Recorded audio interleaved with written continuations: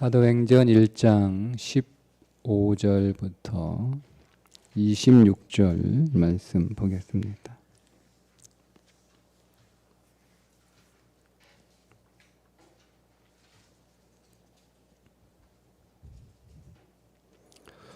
모인 무리의 수가 약 120명이나 되더라. 그때에 베드로가 그 형제들 가운데 일어서서 이르되, 형제들아, 성령이 다윗의 입을 통하여 예수 잡는 자들의 길잡이가 된 유다를 가리켜 미리 말씀하신 성경이 응하였으니 마땅하도다.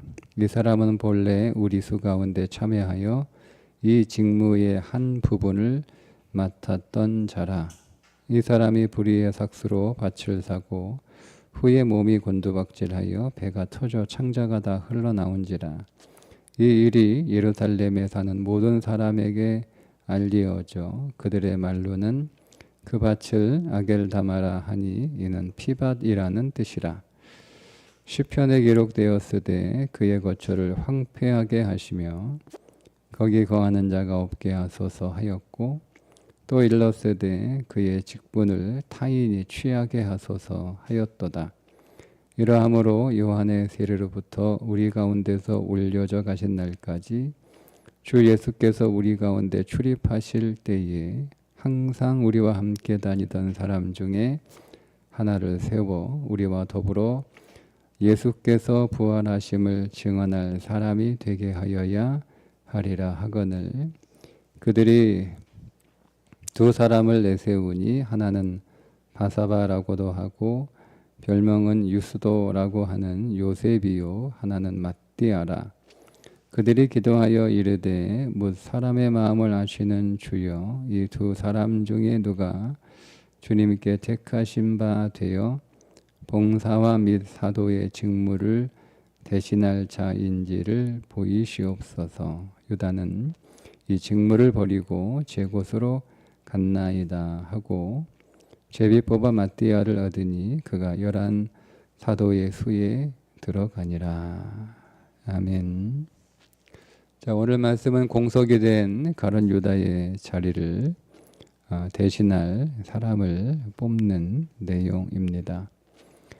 가룟 유다가 목매어 죽음으로 12 사도에서 11 사도가 되었습니다. 그래서 가룟 유다를 대신할 다른 한 사람을 선출하게 되는데, 그 이유를 단순히 12이라는 숫자를 채우기 위해서만은 아닙니다. 왜냐하면 이제 또 예루살렘의 박해가 일어나게 될 때 야고보 사도가 순교하게 되고, 그 이후에도 사도들이 하나씩 순교하게 될 때마다 새로 12를 채우기 위하여 사도들을 선출했던 것은 아니기 때문입니다.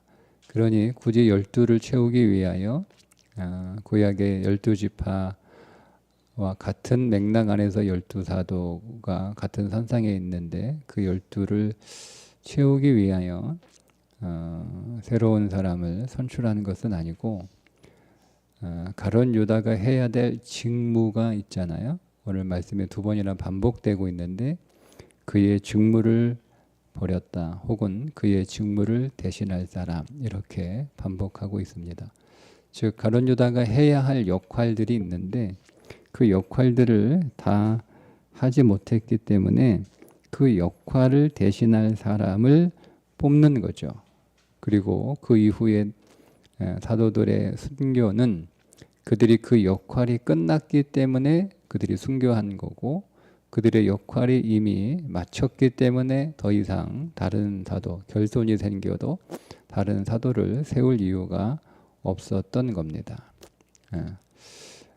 마치 이것은 구약의 12지파 가운데 단지파가 제외되고 그 단지파 대신에 므낫세 지파가 들어오는 것과 같은 맥락입니다. 단지파가 하나님한테 받은 소명이 있는데 그 소명을 스스로 거절한 거잖아요. 하나님이 주신 기업도 그들이 거절하고 그들 임의대로 그들이 좋아 보이는 라이스를 그들의 기업으로 스스로 취하고 하나님이 주신 것이 아니고 그래서 결국 다는 하나님의 12지파에서 제외되고 그 자리를 대신하여 다른 지파가 들어왔던 것과 같은 맥락. 하나님이 오늘 우리에게 주신 사명이 있습니다. 사명. 하나님이 오늘 우리에게 주신 사명입니다. 그것은 마치 오늘 말씀에 나와 있는 것처럼 직무이기도 합니다. 하나님 오늘 우리에게 우리 인생 전체에 사명이 있고 그 사명으로 나아가는 과정 안에서 우리에게 어떤 직무들을 주시죠. 그 직무를 우리가 다 맞춰야 되는 그런 사명이 있는 거예요. 그 직무를 다 마치지 못했을 때 그 자리를 대신할 누군가를 나를 제외하시고 그 자리를 대신할 누군가를 하나님이 세우셔서 하나님은 하나님의 일을 마치시는 거예요. 가룟 유다는 아쉽게도 악역을 담당하는 자로 스스로 자처합니다. 그러니까 예수님을 파는 사람은 어쨌든 누군가가 예수님을 팔 것이다라고 이미 구약에 예고되어 있잖아요. 근데 예수님을 팔 사람이 예고되어 있는 거지 가룟 유다가 예고된 건 아니잖아요. 그러니까 예수님을 팔 사람은 누구인지는 몰라요. 근데 그 일을 가룟 유다가 자청한 거예요. 그러니까 스스로 악역을 자청한 거잖아요. 그러니까 우리가 영적인 분별력이 떨어지게 되면 악역도 하나님이 사용하시는 건데 그러나 우리가 하나님 앞에 사용되는 인생을 살아가는데 악역을 감당하는 거죠. 악역을. 여러분 어떻습니까? 기왕이면 우리가 좋은 역할, 하나님 나라에 선한 영향력을 주는 역할을 감당하는 게 낫지. 악한 역할을 여러분 감당하는 인생은 좋은 인생은 아니잖아요. 하나님 앞에 쓰임 받는 건 맞지만, 그죠? 그러니까 우리는 기왕이면 하나님 앞에 좋은 선한 영향력을 줄 수 있는 그 역할을 우리가 하는 게 지혜로운 거지. 굳이 내가 자처해서 악한 역할을 맡을 필요는 없다. 근데 그게 가룟 유다였다는 거죠.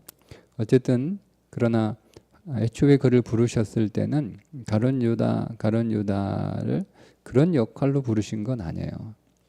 하나님은 가룟 유다에게 그에게 맞는 사명을 주셨는데 그 일을 가룟 유다는 분별하지 못하고 도리어 악한 역할을 악역을 자청하는 그런 삶을 살게 되었고 그래서 그의 역할을 원래 하나님이 그를 부르셨을 때 그에게 주어진 역할을 대신할 사람을 이제 새로 뽑게 되는데 그렇게 새로 뽑아진 사람, 그 선출될 사람의 자격들이 오늘 본문에 나와 있는데 애초에 가룟 유다가 이런 자격에 걸맞는 삶을 살았어야 했다는 거예요.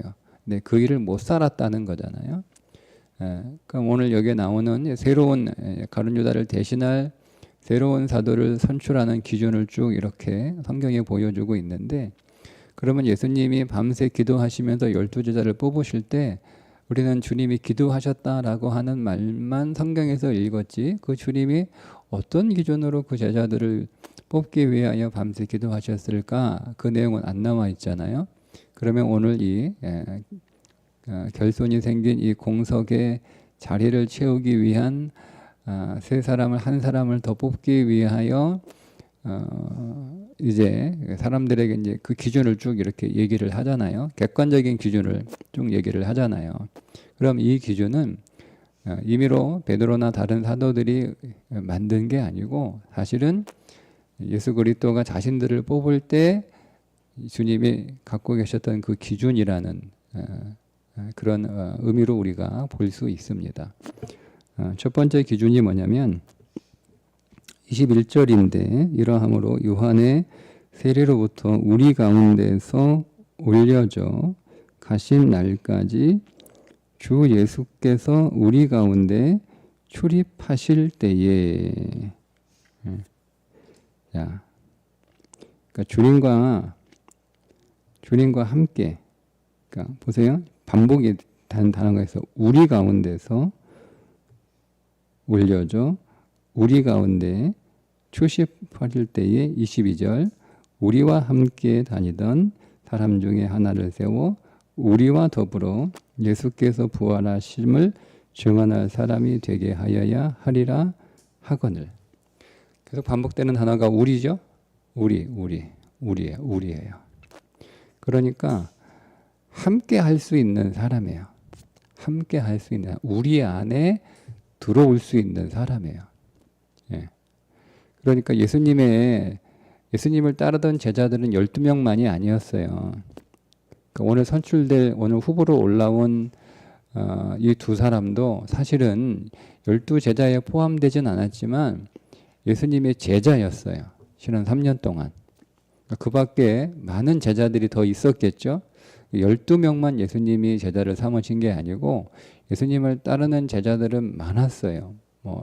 성경에 기록된 대로 우리가 보게 되면 70명을 파송하니까 최소 70명이었고 예수님을 따르던 무리가 500명 정도였을 거라고 또 보기도 하고 아니면 120명일 수도 있고 어쨌든 12명은 아니었단 말이에요. 그런데 그냥 그 예수님을 따르던 제자들 가운데 우리 안에 들어올 수 있는 사람이에요. 우리 안에 함께 할 수 있는 사람. 함께 할 수 있는 사람. 그게 첫 번째 조건이에요. 함께 할 수 있는 우리 가운데 주님과 함께 했던 사람. 그러니까 주님과도 함께 했지만 우리와도 함께 했던 사람이죠. 함께 했던 사람. 예. 그게 첫 번째 기준이었어요. 함께 할 수 있는 사람. 왜 그렇죠? 네, 우리가 에베소서에서 봤죠? 연합하고 하나 되고 한 몸을 이룰 수 있는 사람. 예. 그게 첫 번째 기준이에요. 한 몸을 이룰 수 있는 사람이에요. 그러니까 한 몸을 이루기 위해서는 그냥 이렇게 묶어 놓는다고 해서 한 몸이 되는 건 아니잖아요. 예, 한 몸이 될 생각이 있는 사람. 일단은 한 몸이 될 생각이 있어야 될 거 아니에요? 예, 나는 같이 일하지만 한 몸이 될 생각은 없어. 나는 같은 교회 다니지만 나는 한 몸이 될 생각이 없어. 그러면 그건 제외되는 거예요. 그 사람이 아무리 실력이 탁월하고 아무리 여러분 예수님을 열심히 따라다녔어도 한 몸이 될 의지와 생각이 없는 사람은 일단 제외. 예. 그러니까 일단 한 몸이 되려고 하는 그런 의지가 있는 사람, 한 몸이 되어야 된다라고 하는 것을 분명하게 알고 있는 사람, 그것이 얼마나 중요한지를 깨닫고 있는 사람. 그러니까 같이 있다고 해서 한 몸이 아니에요. 부부가 여러분 같이 산다고 그게 한 몸입니까? 아니잖아요. 같이 산다고 한 몸이 아니에요. 예, 가족들이 한 집에 산다고 가족이 다 한 몸이 아니잖아요. 마찬가지예요. 같은 교회 다닌다고 다 한 몸이 아니에요. 예, 한 몸 안에 들어온 사람이 있고 안 들어온 사람이 어디에나 있는 것처럼 예수님을 다 따라다니고 예수님한테 배우고 예수님을 좋아해도 다 한 몸인 것은 아니다. 그러니까 그 가운데 한 몸인 사람을 첫 번째 기준으로 내세웁니다. 그게 우리라고 하는 단어가 계속 반복되고 있습니다. 두 번째, 예수께서 우리 가운데 출입하실 때 예수님이 오늘 우리 가운데 있는 거잖아요. 예수님이 그러니까 이 말은 어떤 의미가 있냐면 예수님과 인격적으로 교제한 사람이에요. 예수님과 인격적으로. 자, 예수님을 따라다니는 사람들이 많았어요. 작게 얘기하면 12명, 또 확장하면 70명, 더 확장하면 더 많은 사람들이 예수님을 따라다니고 있었겠죠. 자, 그렇게 예수님을 따라다니고 예수님을 좋아하고 예수님 있는 곳에 항상 있고 했던 모든 사람들이 다 예수님과 인격적으로 만난 건 아닌 거예요. 예수님하고 교제하는 사람, 예수님하고 인격적으로 친밀하게 교제하는 사람, 그 사람이 두 번째 조건이에요. 네. 그러니까 예수님과 인격적으로 만나는 거죠. 예수님을 좋아하는 것과 예수님을 믿는 것과 예수님과 인격적으로 만나는 건 다 다른 거예요. 우리가 여러분 교회를 다닌다고 해도 다 예수님하고 인격적으로 만납니까? 그렇지 않죠. 예수님을 자기 목적으로 만나고 그 예수님을 자기 목적으로 삼아서 교회 다니는 사람 많습니다. 예수님을 인격으로 만나는 사람이 별로 없어요. 어쨌든 제가 볼 땐 그래요. 별로 없어요. 예수님을 인격으로 만나는. 예수님을 인격으로 만난다는 게 뭐예요? 예수님 말씀에 순종하는 거예요. 그게 인격으로 만나는 거죠. 예수님이 가르치는 거 다 이렇게 들어요. 다 들어요. 고개는 끄덕끄덕해요. 예, 아멘 아멘 한단 말이에요. 근데 정작 그 말씀을 네가 지켜라 라고 예수님이 오늘 우리한테 요구하실 때 그건 싫은데요? 못하겠는데? 안 해요. 그게 어떻게 예수님하고 인격적으로 교제하는 거예요? 아니에요. 그러니까 그 사람은 제외하는 거예요. 예수님을 좋아하는 사람이 아니에요. 예수님을 열심히 따라다니는 사람이 아니에요.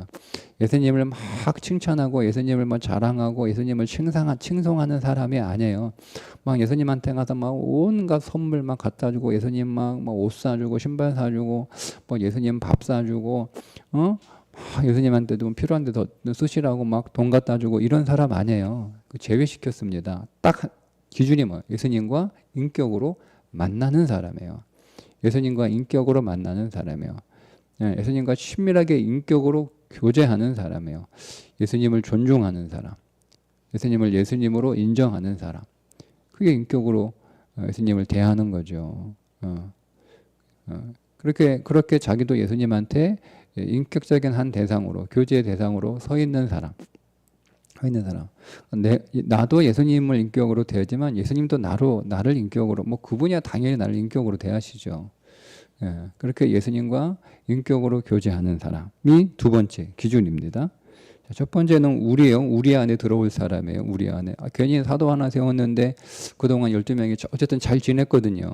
뭐 서로 뭐 옥신각신 뭐 싸우기도 하고, 그러면 누가 예수님 왼쪽 오른쪽에 앉느냐 뭐 경쟁하기도 했지만 어쨌든 한 몸이었어요. 하나로 움직였어요. 예. 근데 새로운 사람 하나 들어왔는데 이 한 사람이 들어와가지고 그 한 몸이 되었던 걸 다 깨트리고 있어. 그러면 안 되죠. 안 되죠. 와서 뭐 이 사람한테 이 사람 얘기하고 저 사람은 저 사람 얘기하고 서로 이간질하고 서로 충동시키고 뭐 이렇게 해버리고 뭐 하나 하려고 하는데 탁 와가지고 뭐 하지 말자고 뭐 이렇게 판 깨트리고 제외. 그러니까 여러분, 근데 여기서 우리라고 하는 것은 정확하게 이렇게 말씀하잖아요. 예수께서 우리 가운데 출입하시니까 사실은 한 몸인데 예수님과 한 몸인 사람이에요. 12사람들끼리만 한 몸이 아니고 그렇게 할 수 있죠. 예수님 어디 가시면 12사람끼리 모여가지고 자기들끼리 딱딱딱 할 수 있잖아요. 그게 한 몸이긴 하지만 예수님하고는 한 몸이 아니잖아요. 그러니까 예수님하고 한 몸을 이루는, 예수님이 머리이시고 그 예수님을 머리로 하는 한 몸을 이루는 사람인 거예요. 그 첫 번째 조건. 두 번째, 그렇게 되려면 반드시 뭐가 필요한가? 한 몸은 우리가 하나 되자. 얼마든지 여러분 하나가 될 수 있잖아요. 우리가 하나가 돼가지고 예수님이 이제 과거 마카비처럼 예수님이 혁명을 일으켜서 로마 정권에서 우리를 독립시켜 이제 드디어 독립 국가로 예수님이 오늘 우리를 그렇게 해방시키시면 우리 한 사람 한 사람 다 중요한 자리 차지해서 한번 나라 잘 다스려보자. 더 이상 다른 나라에 속박되지 않도록 우리가 한번 잘 해보자. 뭐 그렇게도 한번 될 수 있잖아요. 그죠? 네. 그게 아니고 예수님과 교제해야 예수님의 뜻 안에서 하나가 되는 거예요. 예수님과 인격으로 교제하는 거죠. 그래서 예수님의 말씀 안에 순종할 수 있는 사람, 예수님의 말씀을 기꺼이 자기의 삶에 적용할 수 있는 사람, 자기 뜻을 버리고 예수님의 뜻에 온전히 따라갈 수 있는 사람, 그게 두 번째 조건이에요. 자, 세 번째가 뭐냐면 22절인데요. 항상 우리와 함께 다니던 사람 중에 하나를 세워 우리와 더불어 예수께서 부활하심을 증언할 사람이 되게 하여야 하리라. 그러니까 12제자의 궁극적인 사명이 뭐죠? 예수님의 부활을 증언하는 거예요. 성령이 너희에게 임하시면 너희가 권능을 받고 예루살렘과 유다와 사마리아와 온 땅에 이르러 내 증인이 되려 할 때 그 증인은 무엇을 증언하는 증인이겠어요? 그러면 부활을 증언하는 증인이 되는 거예요. 기독교의 메시지의 핵심은 부활입니다. 핵심은 십자가도 핵심이고 승천도 핵심이긴 한데 이 땅에서 오늘 우리에게 가장 중요한 핵심은 부활이에요. 그러니까 부활의 신앙이 약하니까 그냥 십자가에서 예수님과 함께 죽은 것으로 다 끝내요. 내 죄가 없다, 내 모든 사망이 끝났다, 내 인생의 저주와 어둠도 끝났다, 그걸로 끝난단 말이에요. 살리려고 죽인 거 아니에요? 여러분? 왜 죽였어요? 우리를 십자가에서? 끝내려고 죽이신 게 아니에요. 살리려고 죽이신 거예요. 살아야죠. 부활해요. 부활해요. 우리가 십자가에 죽은 이유는 부활하기 위해서 죽은 거예요. 근데 부활 신앙이 약하죠. 이게 가장 강력한 교회의 신앙인데 분명하게 오늘 말씀하잖아요. 부활하심을 증언할 사람. 그러니까 기독교의 메시지의 핵심은 부활이라는 거예요. 기독교가 뭐냐? 우리는 부활의 종교야. 이렇게 말하면 다 얘기한 거예요. 한마디로 기독교가 사랑의 종교야. 아니 불교는 사랑의 종교 아닙니까? 다른 종교는 뭐 원수의 종교고 미움의 종교, 복수의 종교입니까? 뭐 그런 것도 있긴 하지만 기독교만 사랑의 종교는 아니잖아요. 기독교는 섬김의 종교야. 아니 뭐 기독교만 섬깁니까? 기독교는 선행의 종교야. 뭐 우리만 뭐 선행합니까? 아니잖아요. 기독교를 한마디로 정의해라. 기독교는 어떤 종교냐? 우리는 부활의 종교야. 우리는 부활의 종교야. 여러분 어떻습니까? 생소하신가요? 그 이유가 뭔지 아세요? 내가 부활을 살지 않기 때문에 그렇습니다. 부활의 증인이 되려면 부활을 사는 사람이어야 됩니다. 그게 증인이죠. 그러니까 입으로 떠드는 게 증인이 아니에요. 그 삶을 살아내는 거예요. 그러니까 부활의 삶을 살아내는 거죠. 네. 그러니까 우리에게 주어진 부활은 제가 에베소서 볼 때 부활은 극복하는 거다라고 말씀을 드린 건 제가 여러분 쉽게 적용하기 위해서 그렇게 설명을 해드린 거고요. 맞습니다. 부활은 우리의 삶 속에 뭐 우리가 부활 적용하려면 우리는 맨날 죽어야 되는 거 뭐 맨날 뭐 영안실에 들어갔다 나오는 건 아니잖아요. 그러니까 우리의 삶은 극복하는 거예요. 극복. 가서 자꾸 원래 자리로 돌아가는 거죠. 우리가 원래 있어야 할 자리로. 내가 원래 가져야 될 마음, 내 마음이 상했어요. 그러니까 우리가 부활의 신앙이 있다면 원래 내가 가져야 될 마음으로 돌아가는 거죠. 내가 일을 하다가 실패했어요. 거기서 주저앉고 포기하는 게 아니고 원래 내가 해야 할 자리로 돌아가는 거예요. 그게 부활이죠. 근데 부활은 더 본질적으로 뭐냐면 새 사람이 되는 거예요. 새 사람. 이전 것은 지나갔으니 보라 새 것이 되었도다. 이게 부활이에요. 부활이에요.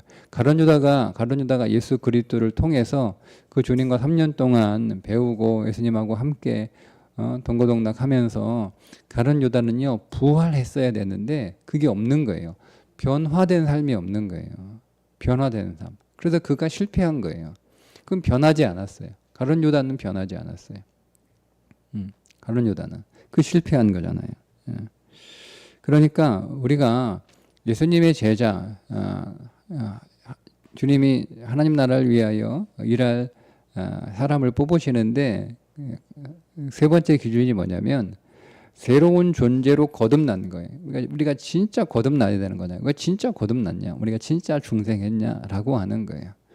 그러니까 우리가 진짜 거듭나고 진짜 중생했다라는 것을 보여주는 거죠. 그게 부활의 증인이야. 예수님 부활하셨어. 무덤에서 사흘 만에 부활하셨어. 예수님이 부활한 증거들 여러분이 누가 쓴 책 가지고 나가서 다 이렇게 다 뭐 우리는 증명내지 못하니까 예수님의 부활이 객관적 사실이라고 증명하려고 했던 시도들이 몇 번 있었고 그리고 그것이 그 결과물로 책으로도 몇 권 나왔어요. 우리가 그거 사가지고 열심히 막 수십 번 읽어. 다 머릿속에 집어넣었어.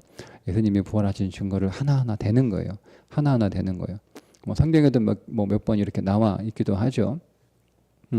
그래서 이제 성경은 일단 불신을 하니까 우리가 자꾸 과학적으로 그 존재와 그 일들을 자꾸 우리 증명하려고 뭐 고고학으로 증명하려고 그러고 자꾸 증명하려고 이렇게 하거든요. 그러니까 그게 부활의 증인이 아니에요. 예. 그거 부활이에요. 예수님이 객관적으로 이 땅에 예? 실제 예수님은 역사적 인물이라고 여러분 아무리 증명해도 사람들이 그거 듣고 끄떡거리면 예수님 믿겠다 이렇게 하는 사람은 뭐 몇 명이나 되겠어요. 예수님의 부활을 객관적으로 과학적으로 증명해서 그 증거를 내놓는다고 해도 정말 죽은 사람 살아났네. 그래서 그거 끄떡거리면 믿을 사람이 뭐가 있어요. 부활의 증인, 내가 증인이잖아요. 그 논리를 가지고 과학적으로 설명하라 이 얘기가 아니잖아요. 네가 새로운 사람이 되었는지를 보여주라는 거예요. 예수 믿고 내가 달라졌다는 건 내가 달라졌다는 거죠. 내가 내 존재가 달라졌다는 거예요. 나는 새로운 존재가 이제 되었다. 이전 것은 지나갔으니 보라 새 것이 되었도다. 그러니까 내 안에서 옛사람을 점점 찾아볼 수가 없어야죠. 찾아볼 수가. 어떤 사람이 나를 그러니까 매일 보는 사람은 잘 모르니까 잘 모르잖아요. 매일 보는 사람들은 우리가 지금 계속 성장하고 있는데 우리가 같은 교회 다니면서 쭉 성장하고 있어요. 그죠? 우리가 계속 조금씩 변화되고 있는 거잖아요. 그래서 우리는 사실 잘 몰라요. 우리는 매일 이렇게 만나니까 우리가 얼만큼은 그렇게 변화된지 잘 모른단 말이에요. 자, 근데 나를 한 5년 전에 만났던 사람을 어느 날 만났어요. 예. 반갑게 만났어. 그래서 그동안 연락이 끊겨가지고 연락이 안 되다가 어떻게 우연히 연락이 돼가지고 반갑게 만났어. 이제 우리 자주 종종 만나자, 자주 연락하자. 그래서 이제 종종 만나고 자주 만났어. 근데 이 사람한테 너 5년 전에 그 사람이 아닌데 뭐 왜 이렇게 달라졌어? 왜 이렇게 좋아졌어 사람이? 이런 얘기 들어야죠. 그게 부활의 증인 아니에요? 그러면 내가 뭐 어디 학원 다녀가지고 내가 이렇게 달라졌어. 내가 어디 산에 가서 수양해가지고 어떤 얘기할 거 아니에요. 뭔가 내가 달라졌다는 거, 응? 달라졌다는 거. 사실은 내가 예수 믿고 나 이렇게 좀 좋아졌어. 다 예수님 덕이야. 그렇게 예수 믿으면 달라지는구나. 예수 믿으면 행복하는구나. 예수 믿으면 다 감사하는구나. 예수 믿으면 이렇게 따뜻해지는구나. 이게 여러분 그게 부활의 증인 아니에요? 그걸 할 수 있는 사람은 그럼 여러분 여기서 올라온 후보 두 사람은요 어떤 사람이겠어요? 지난 3년 동안 예수님의 제자였는데 달라진 사람들이에요. 모든 사람들이 다 인정하는 거예요. 달라진 사람들. 달라진 사람들. 여기에 학벌이 좋은 사람, 실력 있는 사람, 열심히 있는 사람, 충성하는 사람 그런 얘기 안 나오잖아요. 세 개가 다 중요하지만 앞에 있는 두 개의 결론이 뭐냐면 세 번째예요. 달라진 사람이에요. 그게 증거예요. 예수님하고 교제한 증거, 예수님하고 인격적으로 만난 증거, 그게 달라진 거예요. 한 몸이 되었다는 증거. 달라진 거. 왜냐하면 사람은 다 한 몸 되기 다 자기 욕심대로, 자기 마음대로, 자기 뜻대로 그렇게 다 하기를 원하잖아요. 다. 응? 사람들이 표현만 조금 다를 뿐이지요. 다 자기 마음대로 하고 싶어요. 그거를 강하게 표현하는 사람, 그거를 거칠게 표현하는 사람, 그거를 부드럽게 표현하는 사람, 그거를 드러내게 표현하는 사람, 그거를 감추고 있는 사람. 그 표현이 조금 다를 뿐이지 다 자기 마음대로 하고 싶어 해요. 표현이 강하니까 그 사람은 너무 이기적인 사람이고 그걸 감추고 있는 사람은 그렇지 않은 사람 그게 아니에요. 다 자기 원하는 대로 다 만들고 싶어 해요. 그게 표현만 조금 다를 뿐이지. 근데 한 몸이 되는 게 뭐예요? 한 몸이 되는 게 내가 없는 거잖아요. 물론 내가 사라지는 건 아니에요. 내가 녹아드는 거지. 성경의 한 몸은 내가 사라지는 게 아니에요. 내가 녹아드는 거지. 나는 있는데 또 내가 없는 거예요. 그러니까 이게 정말 놀라운 실력이죠. 굉장한 실력이에요. 나는 없는데 또 내가 있는 거예요. 내가 있는데 또 나는 없는 거예요. 이게 굉장한 거예요. 이게 실력인 거예요. 그래서 그 사람이 실력이 부족하니까 둘 중에 하나예요. 내가 없거나 내가 있거나 둘 중에 하나. 근데 그건 실력이 아니에요. 근데 그 결론이 뭐냐면 그가 부활의 증인이 될 수 있는 거예요. 그러니까 달라진 거죠. 예수님 만나서 달라진 거예요. 그 달라진 사람 중에 우리가 가룟 유다의 직무를 대신할 사람을 세우자. 누구냐? 하니까 딱 2명 나온 거예요. 그게 요셉과 마띠아입니다. 마띠아입니다.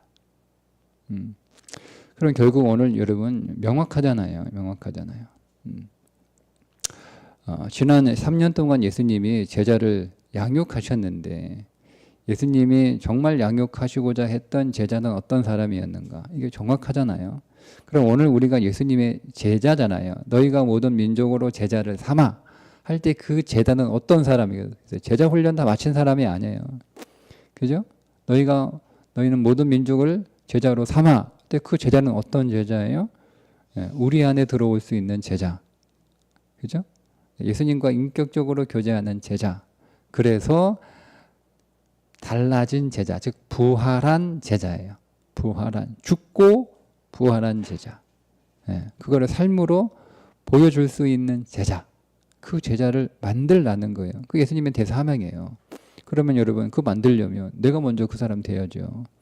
내가 한 몸 안에 들어온 사람이 되어야 되고 내가 예수님과 인격으로 교제하는 사람이 되고 예수님과 인격으로 교제하는 사람 예수님만 인격으로 교제하게 해서 예수님 안에 다 들어있는데 여러분 예수님 안에 다 들어있잖아요.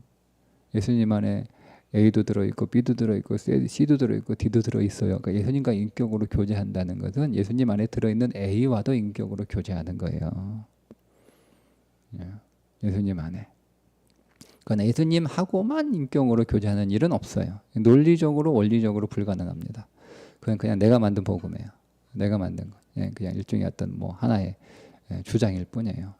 예수님 안에 다 있어요. 예수님 안에 남편도 있고 아내도 있고 자식도 있고 부모도 있고 친구도 있고 다 있단 말이에요. 예수님이 모든 것이니까. 그러니까 우리가 그 예수님과 교제한다는 건 그 안에 있는 다른 사람들과도 인격으로 만나는 거예요. 자, 3번째, 그래서 변화된 거예요. 변화. 예수님의 생명으로 변화된 사람. 지난 3년 동안 변화된 증거가 있는 사람이 뭐 온전하게 변화되고 뭐 이런 거는 좀 다르겠죠. 근데 어쨌든 변화된 증거가 있는 사람, 변화된 모습이 있는 사람. 누가 뭐라 그래도 완전히 달라졌어. 뭐 이렇게는 그래서 온전한 사람이 돼요. 아직은 온전한 사람이 안 되죠. 성령이 아직 그들에게 뭐 12 제자들에게만 임했고 다른 사람들에게는 아직 성령이 강력하게 임한 것은 아니었으니까. 그러니까 그게 온전하지는 않잖아요. 그래도 어쨌든 달라진 거예요. 어쨌든 달라진 모습이 있는 거예요. 달라졌어. 변화됐어. 좋아졌어. 정말 새 사람 됐어. 그게 제자예요. 그게 제자죠. 그러니까 우리가 그런 사람으로 살아야 되는 거예요. 우리는 평생 교회 안에서 우리는 다 사도들이잖아요. 우리는 교회 안에서 어떤 사람 돼야 되는 거예요? 정확하게 한 몸을 이루는 사람. 예수님과 더불어 모든 성도와 인격으로 교제하는 사람. 존중해주고 인정해주고 그 인격으로 교제하는 거예요. 칭찬해주고 누구 칭찬한다고 하면서 다른 사람 깎아내리는 거 그거 칭찬 아니잖아요. 목적이 뭐예요? 깎아내리는 게 목적이에요. 칭찬이 목적이 아니고. 여러분 여러분의 말에 어떤 심리가 있는지를 파악하셔야 돼요. 입으로 나오는 말 그 내용이 중요해요. 내가 이 말을 하는 이유가 뭐냐? 내 의도는 깎아내리는 게 의도예요. 그러면서 다른 사람을 칭찬하죠. 누구보다 잘한다. 이거는 그래 누구보다 잘한다가 아니잖아요. 깎아내리는 게 목적이잖아요. 그죠? 네. 그건 한 몸 아니잖아요. 이게 어떻게 한 몸이에요? 네. 그게 어떻게 인격으로 교제하는 거예요? 다른 사람 무시하는 건데, 깎아내리는 건데. 네. 3번째, 그래서 그 결과적으로 변화되는 거예요. 계속 우리는 부활하는 거예요. 내 모든 모습이 죽어요. 내가 죽었잖아요. 내 욕심이 죽었으면 부활해서 다른 게 나와야 되는 거잖아요. 죽고만 있으면 뭐예요? 내 분노가 죽었어요. 죽었으면 다른 게 나와야 되잖아요. 죽었으면. 내 욕망이 죽었어요. 죽었으면 다른 게 나와야 되잖아요. 내 철학이, 내 경험이, 내 사상이, 내 생각이 내 가치가 죽었어요. 그러면 다른 게 나와야 되는 거잖아요. 예수 안에서 다른 생명의 것들이 나와야 그게 죽음, 그게 부활 아닙니까? 자, 이게 오늘 우리가 살아야 될 주님의 제자로서 우리가 주님을 닮아가는 일에 있어서 우리에게 있어야 될 세 가지 요소를 성경에 말씀하고 있습니다. 오늘도 그 일을 향해서 한 걸음 한 걸음 더 전진하는 하루가 되시기를 주님의 이름으로 축복합니다. 기도하겠습니다. 하나님 아버지, 오늘도 우리 안에 주님이 세우시고자 하는 제자가 어떤 사람이었는지, 우리를 모든 족속으로 제자를 삼으라고 하셨을 때 어떤 제자를 만들어야 되냐 하는지를 가르쳐 주시고, 먼저 그 일을 위하여 우리가 이와 같은 제자가 되어야 함을 말씀하시는 것으로 듣습니다. 하나님, 이와 같은 제자가 되기 위하여 오늘도 경주하게 하시고, 오늘 우리는 연약하오니 주님을 더 의지하게 하시고, 주께로부터 쉼을 얻어 끝까지 그 경주 승리하게 하여 주옵소서. 예수님의 이름으로 기도합니다. 아멘.